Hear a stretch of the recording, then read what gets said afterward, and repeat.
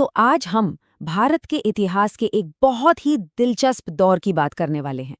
ये कहानी है एक महान साम्राज्य के बिखरने की और उसकी राख से जो नई शक्तियां पैदा हुईं उनकी। तो सवाल ये उठता है कि जब कोई बहुत बड़ा साम्राज्य जैसे कि भारत का स्वर्ण युग कहा जाने वाला गुप्त साम्राज्य खत्म हो जाता है, तो असल में होता क्या है? जब इतनी बड़ी शक्ति गिरती है तो उस खालीपन को कौन भरता है? देखिए, गुप्त साम्राज्य के समय में भारत ने एकता और समृद्धि का एक लंबा दौर देखा था। कला, विज्ञान सब कुछ अपने चरम पर था। लेकिन हूणों के लगातार हमलों ने इस महान साम्राज्य की जड़ों को धीरे धीरे खोखला कर दिया। और फिर वो हुआ जिसका डर था, साम्राज्य टूटकर बिखर गया।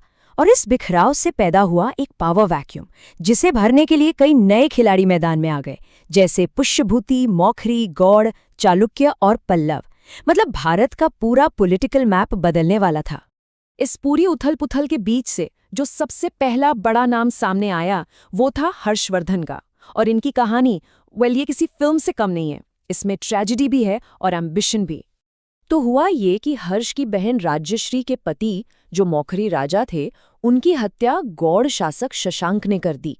जब हर्ष के बड़े भाई राज्यवर्धन बदला लेने गए तो उन्हें भी धोखे से मार दिया गया। अब सोचिए, एक नौजवान राजकुमार जिसके परिवार के साथ इतना सब हो गया हो, उसी हर्षवर्धन ने गद्दी संभाली, अपने दुश्मनों को हराया और पुष्यभूति और मौखरी दोनों राज्यों को एक कर दिया। हर्ष का शासन कोई छोटा मोटा नहीं था। पूरे 41 साल उन्होंने अपनी राजधानी कन्नौज को बनाया, जो उस वक्त का समझ लीजिए एक तरह से पावर सेंटर बन गया था। और इन्हीं के समय में मशहूर चीनी यात्री हुएनसांग भारत आए थे, जिनकी वजह से हमें उस दौर के बारे में इतनी जानकारी मिलती है। तो अब नॉर्थ में तो हर्ष का दबदबा था, उनकी नजरें गईं दक्षिण की तरफ। लेकिन दक्षिण में एक और बड़ी ताकत उनका इंतजार कर रही थी, जो उन्हें जबरदस्त चुनौती देने वाली थी। और ये ताकत थी चालुक्य वंश, और उनके राजा थे पुलकेशिन द्वितीय। ये हर्ष के ही टक्कर के थे, उतने ही एम्बिशियस। दक्कन में उनका राज था और वो किसी भी हाल में अपनी आज़ादी को बचाने के लिए तैयार थे। तो अब सीन कुछ ऐसा था, एक तरफ हर्ष जो खुद को उत्तरापथेश्वर कहते थे, मतलब उत्तर का स्वामी, और दूसरी तरफ पुलकेशिन दक्षिणापथेश्वर यानी दक्षिण के स्वामी। मतलब एक म्यान में दो तलवारें, ये तो मुमकिन ही नहीं था, टकराव तो होना ही था। और इस टकराव का फैसला हुआ नर्मदा नदी के किनारे।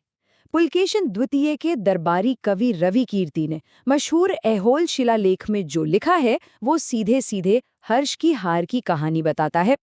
बस यही वो लड़ाई थी जिसने भारत के नक्शे पर एक लकीर खींच दी, एक लाइन जिसने हर्ष के दक्षिण की तरफ बढ़ते कदमों को हमेशा के लिए रोक दिया। इस हार के बाद हर्ष ने फिर कभी दक्षिण की तरफ देखने की हिम्मत नहीं की।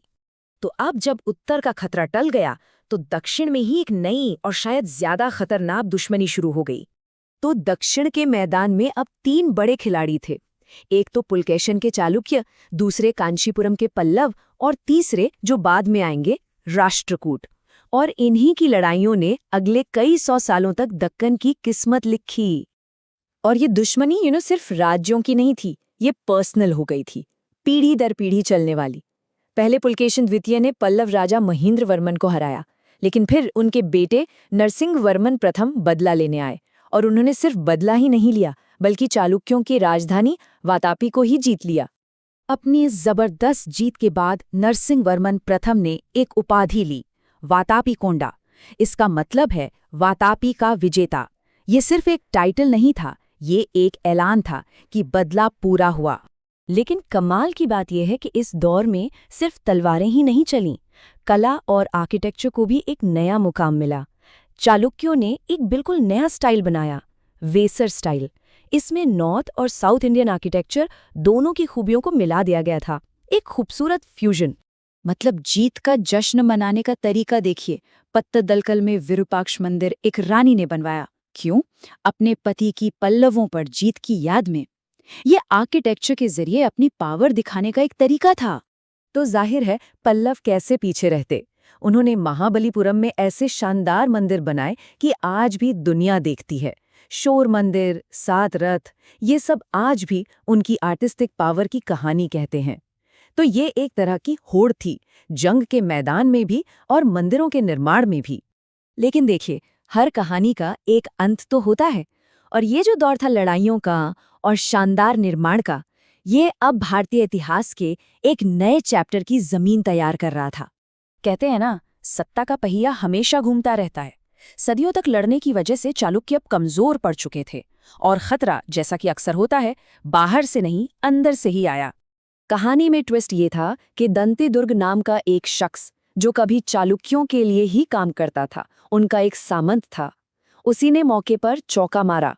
उसने अपने ही मास्टर्स को हराया और एक नए वंश की नींव रखी, राष्ट्रकूट। और इस पूरे टर्बुलेंट दौर की जो सबसे शानदार निशानी है ना, उसे सिर्फ एक नंबर में बताया जा सकता है, एक। ये है एलोरा का कैलाश मंदिर। इसे राष्ट्रकूट राजा कृष्ण प्रथम ने बनवाया था, और इसकी खासियत ये है कि इसे बनाया नहीं गया, इसे एक ही चट्टान को ऊपर से नीचे की तरफ काट काट कर तराशा गया है। ये इंजीनियरिंग का एक ऐसा अजूबा है जो दिखाता है कि उस दौर में कितनी जबरदस्त क्रिएटिव एनर्जी थी। तो आखिर में एक सवाल हमारे सामने आकर खड़ा होता है, किसी भी साम्राज्य की महानता आखिर किस चीज से तय होती है? जीती हुई जमीनों से, या फिर उस कला, उस आर्किटेक्चर से जो वो आने वाली पीढ़ियों के लिए छोड़ जाते हैं? सोचने वाली बात है।